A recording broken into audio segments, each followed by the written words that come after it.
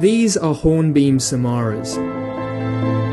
They're the fruit of European hornbeam trees, making their way to the woodland floor as summer comes to a close. The fruits have these papery wings, which get caught by the wind as they fall, helping them to disperse. Thousands of these samaras were falling constantly here as I was just walking through the area. It sounded like rain and blanketed the entire floor in green. It was a pretty stunning sight, and it was a perfect way for these trees to show off what they've been working towards all summer.